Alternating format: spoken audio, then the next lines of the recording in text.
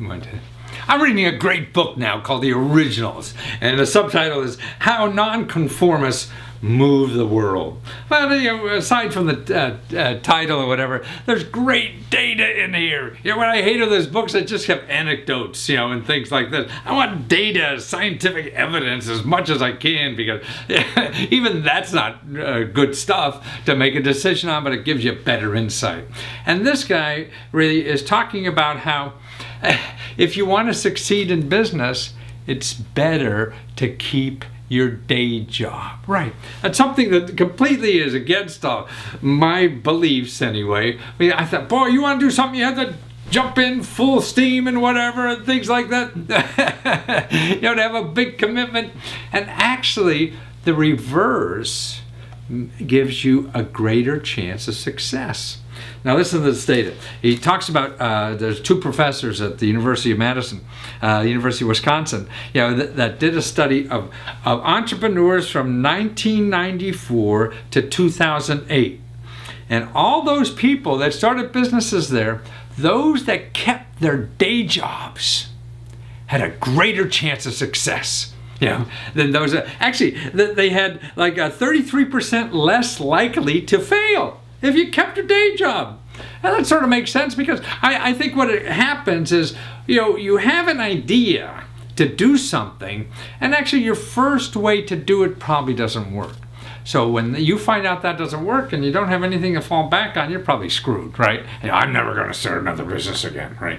So that's why keeping your day job until you really find out is a way to get through those humps, I think. Because if that first thing you have in your mind doesn't work, and you left everything in a way to make money and you're really screwed after it doesn't work, then you'll say, I'll never do that again. And that's not realistic. So that's why here, look at Steve Jobs and Steve Wozniak. Those two Steves, they started Apple, back in the 70s, 1977. Well, when they got some venture capital money, you see, Steve Wozniak was working for Hewlett-Packard, and he was going to retire from there. These were two kids tinkering in their garage kind of thing, And he was going to retire. He was going to keep his day job. And he had to be talked out of it by Steve Jobs. That's what it was. And he dragged along, and until they got like $250,000 from somebody, helped invest in them, and they finally, jumped and went to it. Or actually, another Phil Knight. Now that's the guy who started Nike. Now he was an accountant. He was like a a college athlete, runner and stuff like that, very good. But he was selling shoes out of his trunk for 5 years while he was still an accountant before he went full time. See? Keeping your day job. How about the two guys who started Google? Okay, now they were PhD candidates at Stanford in 1996, and they didn't leave that. They started their business, Google, in 1996. They stayed working as PhDs until 1998 for 2 years, because they were so afraid of losing the security. And it didn't hurt their business. It kept them going. And actually, they were so upset at one time, they were trying to sell the business because it was keeping them away from their research that they thought they really should do in life.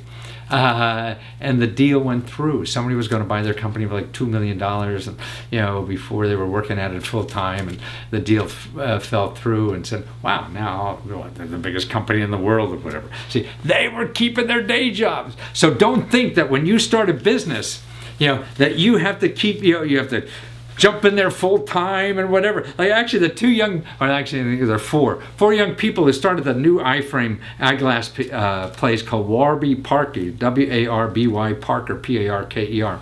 They're the first really to sell eyeglasses online, not in stores, retails, and doctors, and all this kind of stuff.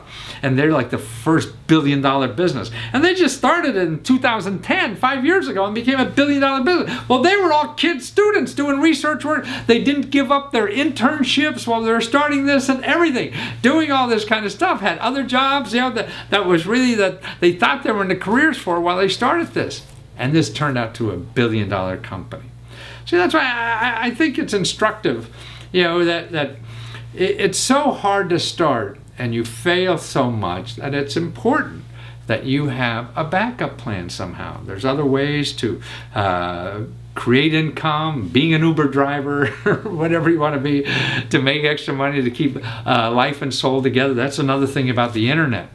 But don't worry about keeping your day job. You're still an entrepreneur. It may take you a few years. I mean, Stephen King, I was just reading in this book too, that he stayed, years and years. He worked as a teacher, janitor, and gas station attendant for 7 years after starting his writing career.